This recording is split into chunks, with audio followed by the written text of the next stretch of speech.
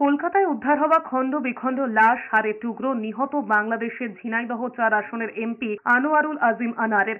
আনার কন্যা মুমতারিন ফেরদৌস ডরিনের ডিএনএ পরীক্ষার পর এই তথ্য পাওয়া গেছে। মামলা তদন্তকারী সংস্থা পশ্চিমবঙ্গ পুলিশের সিআইডি সূত্র এই তথ্য নিশ্চিত করেছে। ওই মাংস এমপি আনারের কিনা তা নিশ্চিত হতে নভেম্বর মাসে কলকাতায় এসে ডিএনএ পরীক্ষার জন্য নমুনা দিয়েছিলেন এমপি আনারের কন্যা মুমতারিন ফেরদৌস ডরিন। পরে সেই নমুনা পাঠানো হয় সেন্ট্রাল ফরেন্সিক সায়েন্স ল্যাবরেটরিতে। সিআইডির এক সিনিয়র কর্মকর্তা জানিয়েছেন, ডিএনএ রিপোর্ট নিশ্চিত করেছে যে উদ্ধার হওয়া মাংস ও হাড়গুলো বাংলাদেশের এমপির। উল্লেখ্য, 12ই মে ভারতে আসেন বাংলাদেশের সাংসদ আনোয়ারুল আজিম আনার। তিনি পূর্ব পরিচিত গোপাল বিশ্বাসের বরানগরের বাড়িতে ওঠেন। পরদিন 13ই মে চিকিৎসা করাতে যাবেন বলে গোপালের বাড়ি থেকে বের হন, কিন্তু ওই দিন রাতেই নিউ টাউনের সঞ্জীবা গার্ডেনের বহুতল আবাসনের BU56 ডুপ্লেক্স ফ্ল্যাটে তাকে খুন করা হয়। হত্যাকাণ্ডের মূল পরিকল্পনাকারী ছিলেন বাংলাদেশ বংশোদ্ভূত মার্কিন নাগরিক আখতারুজ্জামান শাহিন বলে পরে জানা যায়। মূলত আখতারুজ্জামানের নির্দেশেই জিহাদ হালদার ওরফে কসাই জিহাদ সহ 4 জন সংসদ সদস্যকে ওই আবাসনে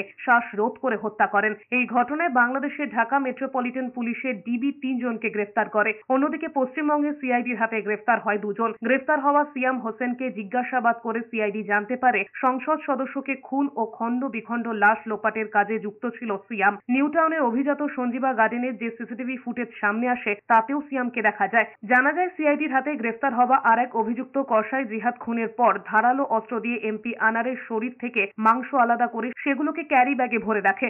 পরে সেই লাশের টুকরোগুলোকে পশ্চিমবঙ্গের দক্ষিণ 24 পরগনার জেলা ভাঙড় ব্লকের কৃষ্ণমাটি খাল এলাকায় ফেলা হয়।